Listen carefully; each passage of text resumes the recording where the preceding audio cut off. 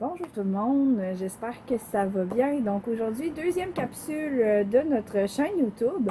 Je voulais vraiment prendre le temps de vous parler du vinaigre d'agrumes. C'est super simple à faire, super économique et c'est vraiment passe-partout. C'est un super bon moyen d'éliminer les produits chimiques de sa maison. Donc ça ici, c'est le vinaigre d'agrumes, le résultat final qui a macéré pendant 3 mois. Donc, je vais passer toutes les étapes avec vous, puis ensuite, on va regarder les utilisations qu'on peut faire de ce vinaigre-là et ses propriétés aussi, parce que pourquoi je ne prends pas juste du vinaigre, il y a quand même une raison. Donc, je vais tout vous expliquer ça étape par étape. Donc, première étape, on prend toutes les pelures de nos agrumes, que ce soit du pamplemousse, du citron, de la lime, des clémentines, des oranges, peu importe. On garde toutes nos pelures d'agrumes dans des pots en verre qu'on peut conserver de préférence au frigo pour éviter que ça moisisse. Donc, on garde toutes les pelures à l'intérieur et on vient tout simplement recouvrir avec le bon vieux vinaigre classique. Pourquoi est-ce que je fais macérer mon vinaigre avec les pelures d'agrumes avec le vinaigre? Pour la simple et unique raison que l'huile qui se retrouve dans la pelure des agrumes a un pouvoir dégraissant assez impressionnant. Donc, c'est vraiment génial. On s'entend que là, on veut utiliser notre vinaigre comme produit nettoyant. Donc, pour nettoyer la cuisine, nettoyer la table, laver des vêtements, des choses comme ça. Donc, c'est toutes des notions qui peuvent, le côté dégraissant est vraiment important.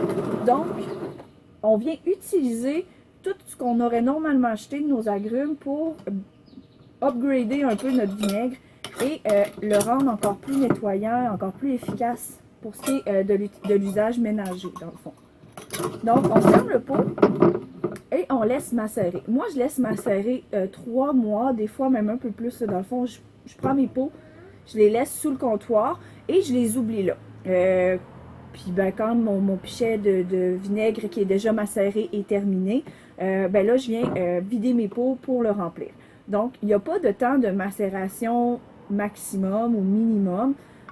En bas d'un mois, c'est sûr que vous perdez l'efficacité de la macération avec l'huile des oranges, mais vous pourriez quand même utiliser du vinaigre blanc qui ferait quand même un beau travail. Donc, la macération vient aider. Je vous dirais minimum un mois, mais même si vous utiliseriez du vinaigre blanc ou qui a macéré juste 2 semaines, ça serait quand même super efficace pour vos nettoyages. Donc, pour vous donner un exemple, le vinaigre que j'ai ici macère depuis environ 1 mois et demi. Donc, vous voyez qu'il commence déjà à obtenir sa coloration orangée. Et le pot que j'ai ici ne deviendra pas aussi orange que mon gros pichet, dans le fond. Si on compare les couleurs, là, vous voyez qu'il y a quand même une bonne différence. Pour la simple et unique raison qu'ici, j'ai utilisé des clémentines entières que je suis juste venue gratter la peau parce que c'est des clémentines qui avaient été oubliées dans le frigo. Ça ne me tentait pas de passer comme 10 minutes à juste éplucher pour finalement les foutre dans le vinaigre. Donc, je les ai tout simplement comme graffinées un petit peu avec un couteau et je les ai mis entières à l'intérieur du vinaigre. Donc, j'ai 4 clémentines dans mon demi-litre de vinaigre blanc. J'ai laissé macérer. Là, ça fait déjà 1 mois et demi que ça macère celui-là. Puis je vais l'oublier encore en dessous du comptoir pendant un petit peu. Donc, avec ce vinaigre-là, qu'est-ce que je fais? Bien, évidemment, je m'en sers pour nettoyer, m'en sers pur pour nettoyer la table, nettoyer la cuisine, les comptoirs, des choses comme ça. Je l'utilise aussi pour laver les planchers. Je vais le mélanger, dans le fond, environ 1 tasse de vinaigre avec 1 tasse d'eau bouillante. Et ensuite, moi, j'ai une mop réutilisable qu'on lave, là. Je mets ça à l'intérieur et je lave mon plancher avec ça. Ensuite, je l'utilise aussi comme assouplissant. Parce que nous, ici, on ne peut pas utiliser aucun produit commercial avec les enfants. Ça leur fait faire de l'eczéma. Donc, je vais vous montrer un peu la recette. C'est super simple. J'y vais à l'œil. Donc, il n'y a pas de recette exacte au niveau des quantités. C'est vraiment d'y aller. C'est toutes les mêmes quantités. Puis, vous ajustez après là, selon la quantité que vous voulez faire.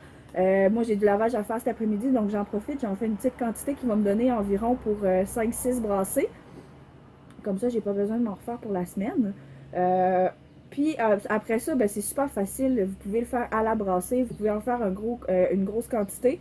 C'est juste que si vous en faites une grosse quantité, faites attention, il va falloir que vous rebrassiez toujours votre mélange. Donc, ça peut être un peu plus tannant. Moi, souvent, je vais fonctionner avec une portion, soit pour 1 semaine ou 2 semaines, selon le nombre de brassées que vous faites dans votre semaine. Donc, on commence avec le bicarbonate de soude. Donc là, j'ai mis à peu près, même pas une demi-tasse. Donc, on met le bicarbonate, puis c'est pas OK, on met la quantité équivalente en vinaigre. Et là, ben, évidemment, quand on mélange du vinaigre et du bicarbonate de soude, qu'est-ce que ça fait? Ça mousse. Donc, on attend que ça arrête de mousser. Là, je pense que je rajoute juste une petite affaire de vinaigre. Parfait.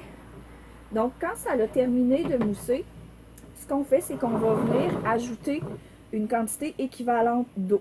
Donc, c'est super simple comme assouplissant, mais ça fonctionne vraiment super bien.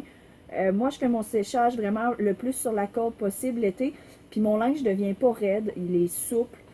C'est sans parfum. Vous pouvez quand même rajouter une huile essentielle au choix à l'intérieur. Donc, si jamais vous voulez rajouter une huile essentielle de lavande, de romarin ou quoi que ce soit, une odeur que vous appréciez, vous pouvez le faire aussi. Donc, ça va venir couvrir un petit peu l'odeur du vinaigre. Mais honnêtement, moi, je trouve pas que ça sent sur les vêtements. C'est sûr que moi, je mets l'extra rinçage sur ma laveuse. Donc, je mets du bicarbonate, du borax et des cristaux de soude dans la laveuse. Ensuite, je mets le mélange de bicarbonate, eau et vinaigre dans la partie assouplissant de la laveuse. Et ensuite, je mets l'extra rinçage, je sèche et c'est terminé, on n'en parle plus. Donc là, ça a terminé de mousser. Je viens juste rajouter mon eau et on mélange, tout simplement. Je n'ai même pas besoin de prendre une spatule. On s'entend que ce n'est pas des produits qui sont chimiques. C'est l'avantage de quand on prépare nos choses maison. Donc, c'est aussi simple que ça. Donc, c'est liquide. C'est un assouplissant liquide qu'on ajoute dans le compartiment prévu à cet effet-là de notre laveuse. Il faut vraiment le brasser avant de l'ajouter. C'est sûr, parce que je ne veux pas, vous le voyez, le bicarbonate va vraiment rester au fond du bol et le vinaigre va flotter sur le dessus. Mais on vient juste le mélanger et ensuite on ajoute directement dans le compartiment de l'assouplissant. Puis c'est vraiment génial. Donc, j'espère que ça vous aura aidé à trouver une autre façon d'éliminer les produits chimiques de votre maison. Et sur ce, ben, on se voit bientôt pour une nouvelle capsule. Bonne journée!